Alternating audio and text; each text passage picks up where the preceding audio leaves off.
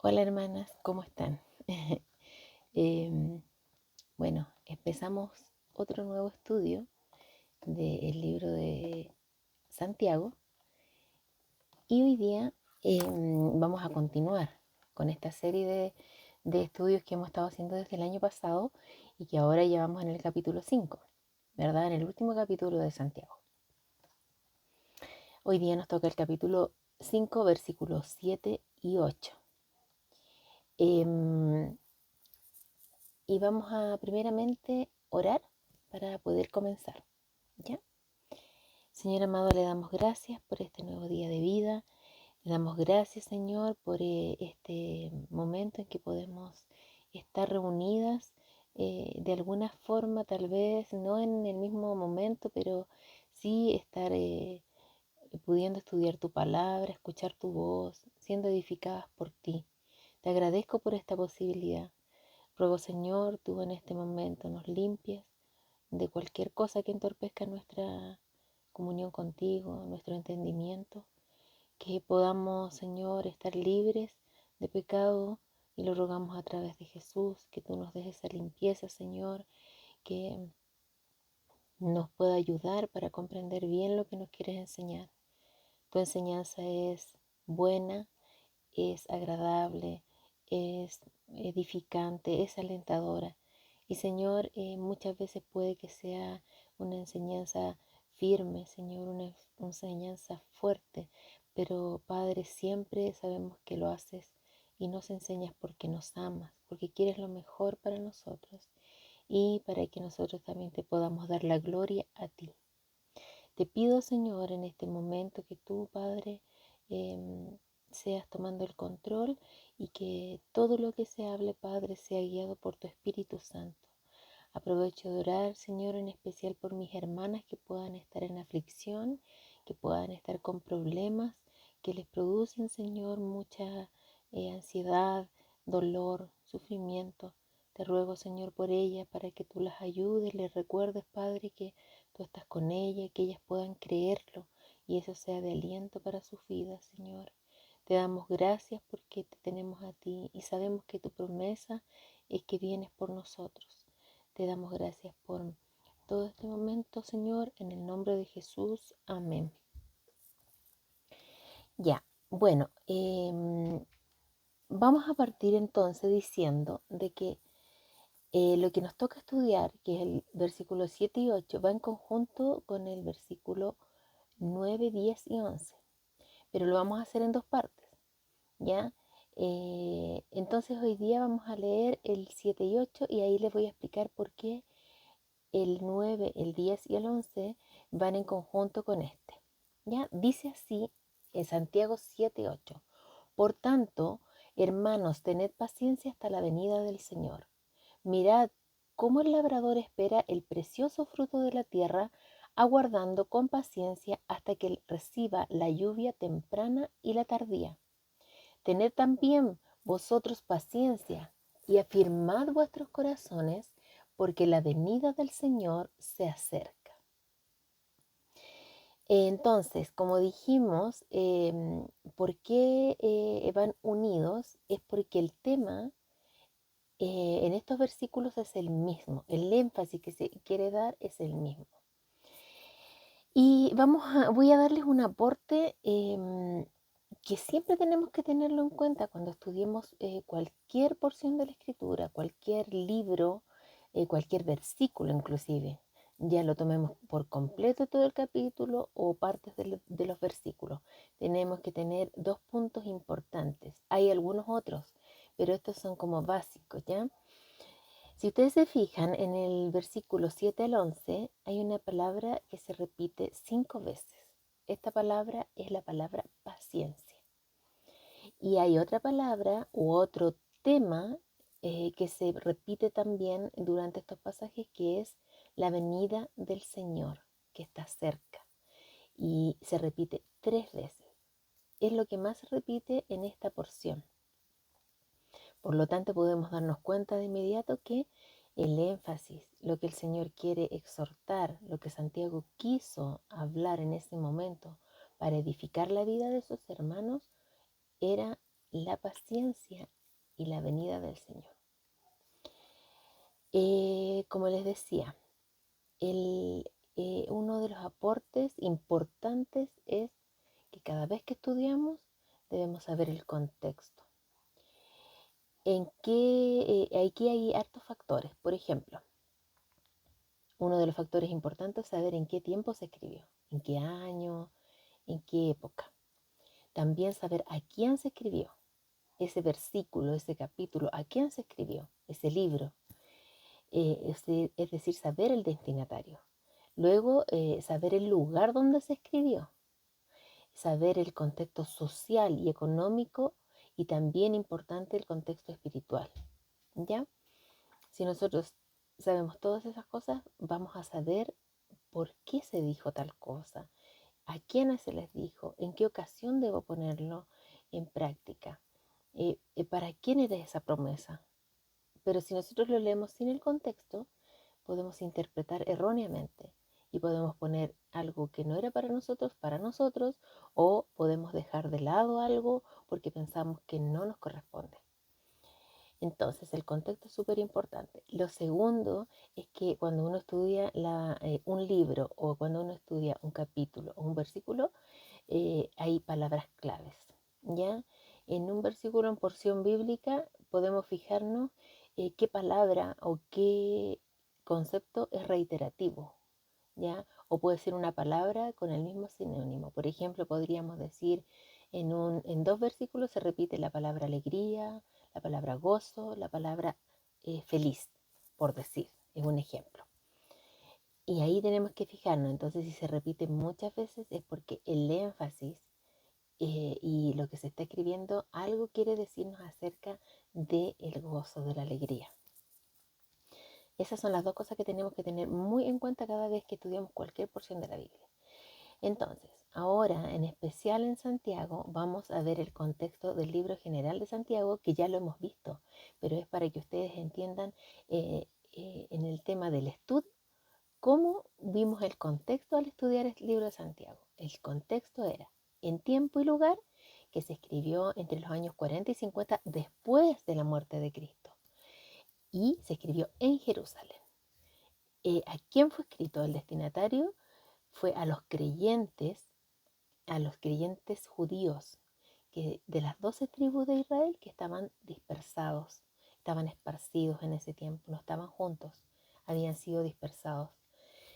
El contexto social y económico era que en ese tiempo había mucha pobreza, había mucha persecución a los cristianos, había hambre, es decir, había sufrimiento.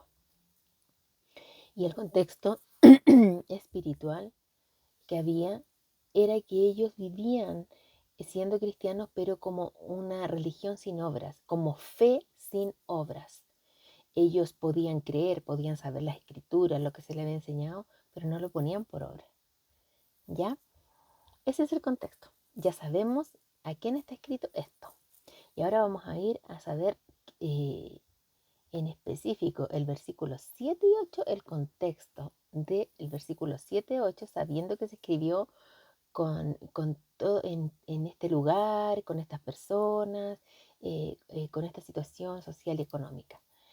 Bueno, el contexto de estos versículos viene de los versículos anteriores. Y nos podemos dar cuenta por qué. Porque parte así. Dice, por tanto. En el versículo 7, si ustedes se fijan ahí. Y bueno, voy a hacer un paréntesis. Si usted quiere, puede parar el estudio e ir a buscar su Biblia, ¿ya? Porque es importante que usted vea su Biblia mientras hacemos el estudio, porque pueden haber errores, podemos equivocarnos nosotros y usted puede corroborar inmediatamente. La palabra se estudia con la Biblia para poder tener la menos posibilidad de estar errando en algo que se dijo. Y también puede traer lápiz y papel o cuaderno porque vamos a anotar unos versículos que van a quedar para ustedes, ¿ya? Dicho esto, dice, por tanto, es decir, por lo anterior, por lo que ya dije. Esa es la palabra que nos lleva a que debemos mirar lo que se escribió anteriormente para saber por qué nos está diciendo esto ahora. Entonces, él dijo, por tanto, por lo que les dije, y lo dijo en los versículos del 1 al 6, en las 2 semanas pasadas estudiamos el versículo 1 al 6, y hablaba de los ricos opresores, y que hacían sufrir a los pobres, ¿verdad? Que los hacían pasar hambre, porque no les daban su salario, ¿ya? Entonces, ellos estaban sufriendo por esta situación. Y Dios también en ese momento dijo que ellos iban a recibir un castigo duro. Habló de ellos con palabras muy feas, muy fuertes, porque Él detestó esa forma de los ricos hacia estos pobres que necesitaban vivir dignamente y no lo podían hacer. Entonces, habiendo sabido este sufrimiento, dice, por tanto, por este sufrimiento que están teniendo, eso es lo que dice ahí. Luego dice hermanos. O sea, por esto que están sufriendo mis hermanos, algo muy cercano, ¿ya? Hermanos es como para hablarle, hermanos, como algo, yo los quiero alentar, los quiero dirigir. Escuchen, ya por tanto, hermanos. Y ahora viene una instrucción, perdón, viene una instrucción y dice, tened paciencia. Entonces una instrucción, él manda, está en imperativo, dice tened, es un mandato. Tened paciencia ante este sufrimiento. Eso es lo que está queriendo decir. Por lo dicho anterior, mis hermanos, quiero alentarlos. Tened paciencia por lo que están sufriendo por estos ricos opresores. Ese es el contexto. Ahora vamos a ver lo contrario a paciencia. ¿Cuál es lo contrario a paciencia? Es impaciencia, ¿verdad? La impaciencia es muy peligrosa, hermana. Y yo creo que ninguna de nosotras podría decir que no ha sentido impaciencia, ¿verdad? Todas hemos sentido impaciencia en algún momento, o la vamos a sentir, o somos impacientes.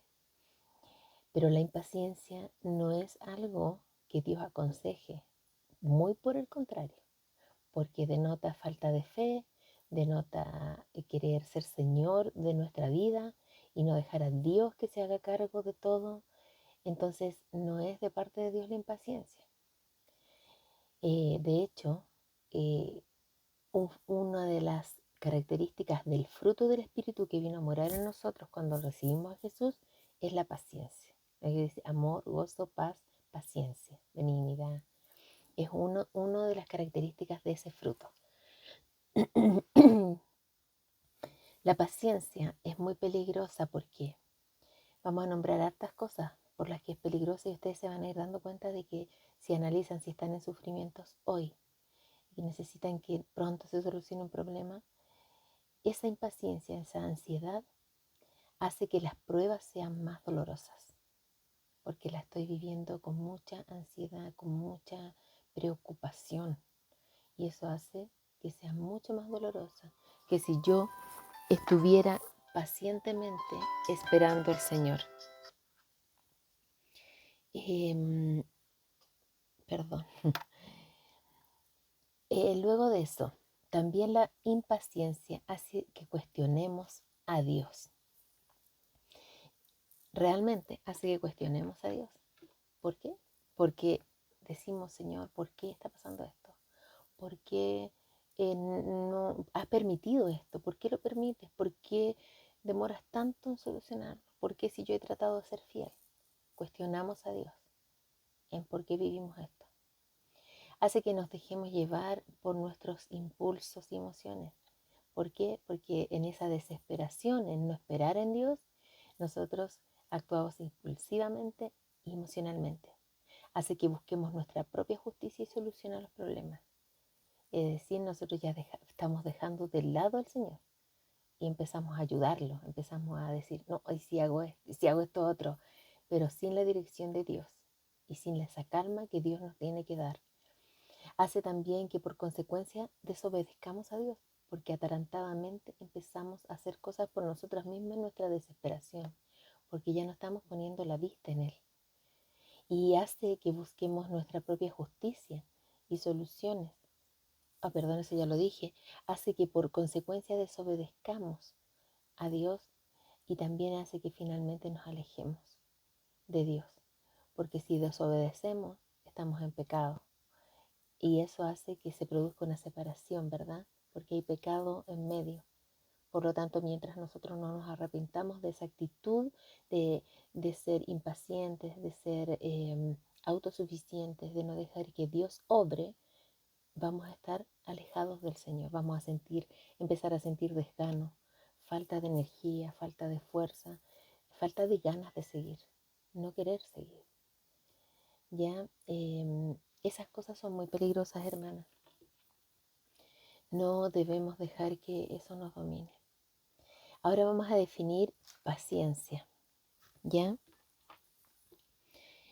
La paciencia, una de las definiciones, implica sufrir circunstancias adversas, esperando voluntariamente y no solo por necesidad. Es decir, no porque no me queda otra opción, porque me tocó esto, no. Es decir, voy a esperar voluntariamente porque yo creo en el Señor, porque yo sé que el Señor va a obrar, porque quiero esperar en el Señor. Esa es la paciencia, ¿ya? Tiene que ver con ser sufridos y con ser lentos para la ira. El ser sufrido, hermanas, es parte de lo que a Dios agrada. No porque estemos sufriendo, sino por la actitud de ser sufridos y esperar en Él, para que Él sea nuestro consolador, para que Él se haga cargo. Y lentos para la ira, es decir, que si nos viene rabia, si nos viene desesperación, si nos vienen ganas de hacer justicia por nosotros mismos, como les hubiera pasado a estos pobres con esos ricos opresores, no lo hagamos. Ser lentos para la ira. Esperemos en Dios. Ahora les voy a dar, por eso les decía de que tuvieran lápiz y papel o lápiz y una libretita, un cuaderno, porque les voy a dar una lista de versículos que espero que la lean con tranquilidad y que la relacionen con este estudio y que sean diligentes en hacerlo, que ojalá no quede guardadita la lista, sino que la hagan, porque es parte de estudiar la palabra, ¿ya? Vamos a partir, dice, no voy a ir parafraseando, no voy a leer los versículos, sino que solo las citas y una reseña de lo que van diciendo, ¿ya? Romanos 5:3 dice que la tribulación produce paciencia, la paciencia prueba y la prueba esperanza. Romanos 8:25 dice que esperar lo que no vemos con paciencia. Romanos 15:4, las escrituras nos dan paciencia, consuelo y esperanza. Primera de Corintios 13:7 dice que el amor es paciente. Gálatas 5:22, la paciencia es fruto del Espíritu, como ya lo habíamos visto, ¿verdad? Es fruto del Espíritu. Efesios 4:1-2 dice que soportemos con paciencia los unos a los otros. Colosenses 1:11, con el poder de Dios somos fortalecidos para ser pacientes. Primera de Timoteo 6:11 dice que debemos seguir la paciencia. Hebreos 6:11 dice que la paciencia y la fe obran juntas. Hebreos 12:1 dice que nos despojemos de todo lo malo y sigamos corriendo con paciencia la carrera de la vida. Santiago 1:3 dice que la prueba de fe produce paciencia. Segunda de Pedro 1:6, diligentes en añadir paciencia a la vida, es decir, no se da por arte de magia, hay que tener diligencia para añadir paciencia. Y ahora vamos a ver, con esta listita que espero que ustedes sí la lean y la mediten, vamos a ver lo que sigue del versículo. Dice, hasta la venida del Señor. Es decir, nos dice, ¿hasta cuándo debemos tener paciencia? Dice, hasta la venida del Señor. ¿Es harto? ¿Es poco? No lo sabemos. No debe ser esta paciencia hasta que termine el problema. No, sino hasta que el Señor venga. Y esto no es que esté diciendo yo algo nuevo. En Juan 16:13 dice que nosotros en el mundo vamos a tener aflicción. Es decir, mientras estemos en este mundo, vamos a tener hoy o vamos a tener mañana, y hasta que el Señor venga vamos a tener aflicción de diferente tipo, ya sea por personas que amamos y nos hacen sufrir, por personas que son injustas con nosotros, como en este caso los ricos opresores, por enfermedades, por hijos que amamos y que están mal, por problemas económicos, por, eh, por aflicción, por ser perseguidos. Muchos hermanos en el mundo son perseguidos por la palabra de Dios. Y así, por muchas cosas, durante el tiempo que estemos en esta tierra, vamos a sufrir aflicción. Esto la palabra de Dios lo dice. Él nos dijo que iba a ser así, que si queríamos vivir en Él, vamos a tener aflicción. Y bueno, y la gente en el mundo también muchas veces las tiene en este mundo. Entonces, como decía, no es nada nuevo. Es así. Por eso nos dice que cuando Él venga ya no tendremos que tener paciencia. Solo dice hasta que yo venga. Porque cuando Él venga ya no vamos a tener ningún sufrimiento. Y esto es esperanzador, hermana. ¿Verdad? Es esperanzador. Pero saben, piensen bien y mediten. Esto es solo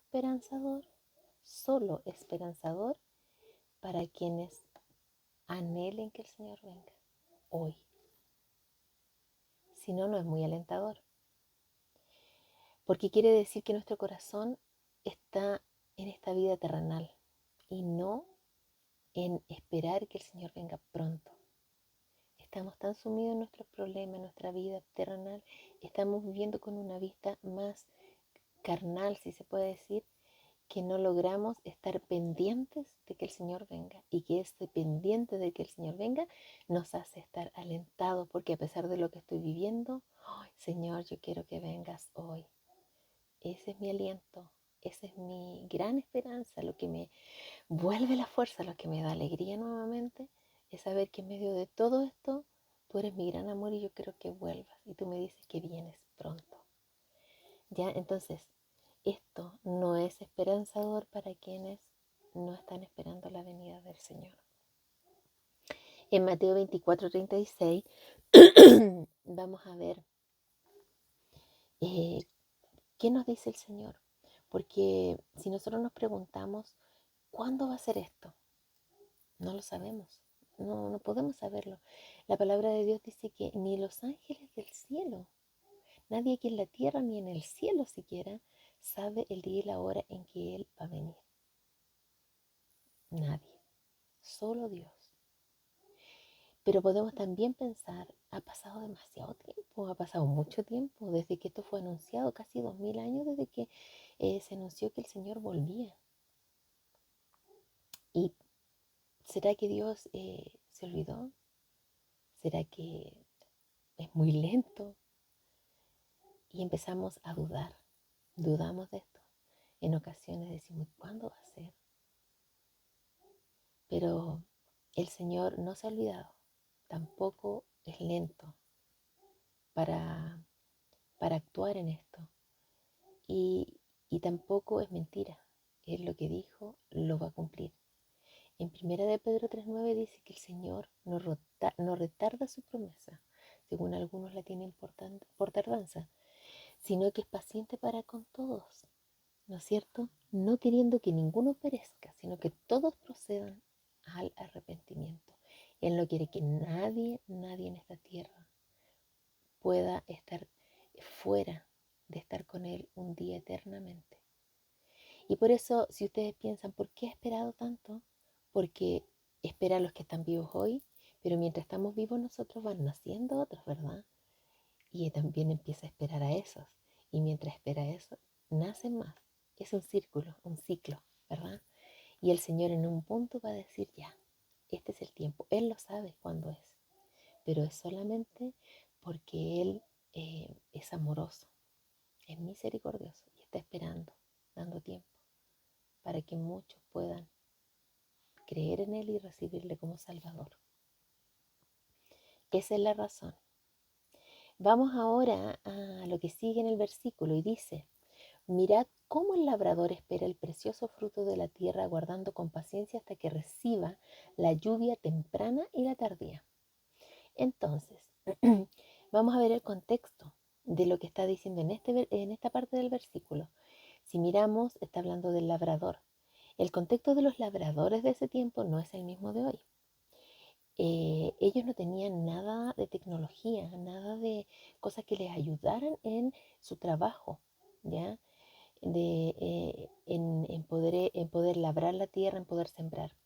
No había tecnología de riego, no habían tractores, no habían fertilizantes ni acelerantes para que los frutos estuvieran antes. No había nada. Ellos dependían solamente de un factor. Y el primero factor y el más importante era la paciencia. Por eso dice que ellos esperaban pacientemente. Ellos esperaban, aguardaban la lluvia temprana y la que se demoraba, la tardía. Entonces ellos solamente dependían de factores externos, no tenían el control, dependían de la paciencia, ellos tenían que tener paciencia y dependían del clima, ¿no es cierto? Entonces, de esa paciencia está hablando aquí Santiago. Él quiso hacer una ilustración y lo ilustró muy bien con un labrador, ¿verdad? Que tenía que esperar pacientemente, aguardar la lluvia para que pudiera ver el fruto. Bueno, aquí pasa lo mismo con nosotros. Nosotros tampoco tenemos el control de nada. Podemos patalear, podemos ser impacientes, podemos desganarnos, podemos alegar, podemos cuestionar a Dios, podemos actuar impulsivamente para solucionar y no vamos a tener el control. Solamente vamos a empeorar las cosas porque no estamos confiando en el Señor y dando los pasos y las direcciones que Él nos dé para solucionar ese problema con calma. Bueno, dice también Santiago aquí, en el versículo 8, dice que tenemos nosotros también, dice, tened también vosotros paciencia. Saben, es probable que Santiago en esta enseñanza quiso tomar la enseñanza que ya había en su corazón, porque él ya conocía las escrituras. Y en Deuteronomio 11:13 al 15, el Señor ya había dado la misma promesa y las mismas indicaciones, las mismas. Él habló también acerca de la lluvia temprana y tardía, y habló de que la esperaran con paciencia. Entonces Él hizo acá una ilustración en este tiempo para que pudiéramos nuevamente los cristianos tenerla, como para nosotros también. Si vemos en Romanos 15:4, dice que, se los voy a leer, dice, porque las cosas que se escribieron antes para nuestra enseñanza se escribieron, a fin que por la paciencia y la consolación de las escrituras tengamos esperanza. Es decir, lo que se escribió antes en Deuteronomio y lo que se escribe ahora en Santiago es la misma enseñanza. Entonces lo que se escribió antes y ahora es para nuestra enseñanza y edificación. Todo lo que está escrito en la palabra de Dios es para ese propósito.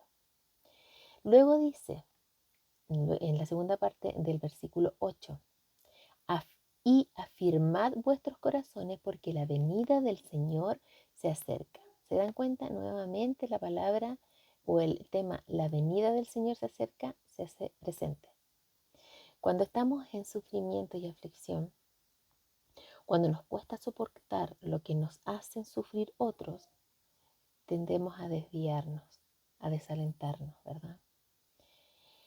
Y como ya hemos visto para esto, no hay solución mágica, no la hay. El Señor nos exhorta y nos manda, como está en este versículo, porque también lo dice en imperativo, afirmad, afirmad vuestros corazones. ¿Hasta cuándo? Hasta la venida del Señor. Preocúpense de afirmar sus corazones. Esa es su tarea.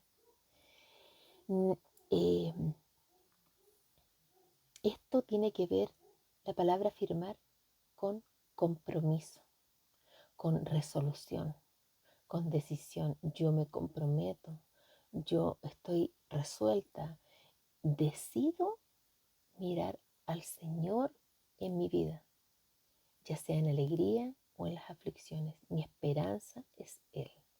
Yo lo voy a esperar a Él, a que actúe o a que venga, si esto no se soluciona mientras yo esté en esta tierra. ¿Y por qué dice entonces que debemos estar afirmando nuestros corazones? Porque Él viene pronto, porque la venida del Señor se acerca, dice, ¿verdad? Es decir, resistan los que me aman, los que me esperan, los que su mayor anhelo es que yo vuelva a buscarlos. Porque dice el Señor, no solo aquí, en muchos versículos dice que Él viene. Y en Apocalipsis dice, vengo en breve. En otro pasaje dice, vengo pronto. El Señor no retarda su promesa. En el tiempo de Dios, en su tiempo, que no es nuestro tiempo, el Señor sabe el día y la hora. Solo Él. Y Él va a venir. Conclusión. Veamos la conclusión. Déjenme buscar aquí.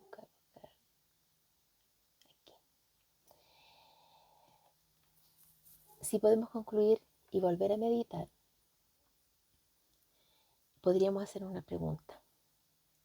¿Estamos mirando siempre al cielo? No esperando la lluvia, no esperando la lluvia, sino cada día estamos esperando al cielo y mirando al cielo, esperando al Señor. Como ese labrador que esperaba lluvia, nosotros esperando al Señor cada día que abrimos nuestros ojos. Esto me hace en mi vida escuchar con esperanza y tener esa paciencia en los sufrimientos, esa paciencia de la que nos está hablando aquí, tanto en sufrimientos personales como en situaciones con personas. Si yo espero con paciencia, amando al Señor, esperando al Señor, el Señor va a afirmarme, va a fortalecerme, el Señor me va a ir dando muestras de su gran amor y de que Él está ahí, a través de su palabra, a través de su Espíritu Santo, a través de nuestros hermanos, de aliento que ellos nos dan. Y ahí el Señor va a estar sosteniendo. Así como recuerdan cuando Moisés tuvo que ser sostenido para que pudieran los israelitas pelear. Él estaba cansado, pero sostuvieron sus brazos y pudo la guerra continuar hasta que terminara. Aquí es lo mismo. Este mundo no es bueno en el sentido de que aquí vamos a tener aflicciones hasta que Él venga. Por lo tanto, tenemos que tener esa paciencia y ser fortalecidos hasta que Él venga y no desviarnos del camino del Señor. Si esto no es muy alentador, hermanas, y no es muy esperanzador en mi sufrimiento, tendríamos que preguntarnos, ¿será porque para mí hoy le estoy dando más importancia a lo terrenal? ¿Le doy más valor a lo terrenal? ¿Le estoy dando más valor a mi vida familiar, económica? No sé, tantas cosas que tienen importancia para el Señor también, pero estoy poniéndolas sobre el pensamiento, la motivación de vida que es esperar la venida sirviéndole, esperar la venida en su voluntad, esperar la venida trabajando para Él. ¿Será por eso que no me alienta tanto decir, eh, estoy sufriendo, pero ya necesito solucionar eso antes que el Señor venga? Sino que la forma distinta es, quiero que el Señor venga ahora, porque ahí ya voy a estar solo con Él eternamente, y esa es la vida verdadera. Entonces, recordemos que mientras estemos en este mundo vamos a tener sufrimiento, Y el Señor así lo dijo, lo advirtió. Pero el Señor anhela, hermana, que para todo hijo y para toda hija que está sufriendo y sufrirá esta palabra recibida por hoy, aliente y renueve fuerzas y de esperanza. ¿Por qué? Porque nuestro papá ya viene. Y si lo esperamos como cuando éramos pequeñas, cuando estábamos, por ejemplo, en el colegio. No sé si todas lo vivieron, pero si estaban en el colegio cuando chiquititas y tocaban la campana en ese tiempo, o a las más jovencitas tocaban el timbre y tenían que ir a buscarla y el papá o la mamá no llegaba, uno se desesperaba y decía, mamá, por favor, ven, ven, ese miedo a que no viniera, ese anhelo a que llegara pronto. Bueno, esto es lo mismo. Nosotros en el sufrimiento debemos estar así, Señor. Ven pronto, papito, ven pronto, porque mi mayor anhelo es estar contigo. Espero que esto sea alentador, hermana, porque todas tenemos aflicciones y las vamos a seguir teniendo. Alentémonos unas a las otras cuando estemos viviendo esto, porque en nuestra debilidad humana desviamos a veces la vista, muchas veces desviamos la vista, y no nos juzguemos, sino que alentémonos unos a otras con amor fraternal, pero también con palabra de Dios, exhortación de Dios en esos momentos que lo necesitamos a veces, y también con mucha oración. Y trabajemos en esta vida para hacer tesoros en el cielo, para que cuando el Señor venga le digamos, papá, esto hice para ti porque tú me diste vida eterna, porque tú me salvaste de todo. Esto te voy a entregar, todo esto hice, todo esto te traigo, porque estas son mis obras hechas en esta tierra como tu hija. Aquí están. Y ojalá, como dice la palabra de Dios también, no nos tengamos que alejar de Él en ese momento ante su presencia avergonzados por no haber vivido una vida centrada en Él. Vamos a orar. Bendito Padre, te damos gracias, Señor, por este día. Te agradecemos, Padre, porque ha sido un hermoso tiempo para mi vida y espero que para mis hermanas. Señor, a pesar de que este tema pueda ser de reflexión o a veces de pensar, pucha, Señor, no te amo lo suficiente, estoy tan metida en mis cosas. Señor, siempre nos das oportunidad cada día. Tu palabra nos dice que si confesamos con nuestra boca cada día nuestros pecados, Señor, tú nos perdonas. Te pido, Señor, que esto sea de aliento para mis hermanas, que sea una reflexión que haga eco en sus vidas. Tu Espíritu Santo siga trabajando en nosotras para no perdernos, para no desviar nuestra vista de que nuestra labor y nuestra razón de estar en esta tierra es glorificarte y esperarte a ti. Alabamos tu nombre y pedimos que siempre estés alentando nuestros corazones y para que nosotros también podamos alentar a nuestras familias, a nuestros seres queridos y a nuestros hermanos con esta esperanza. Gracias, Señor. Lo dejamos todo en el nombre de Jesús. Amén.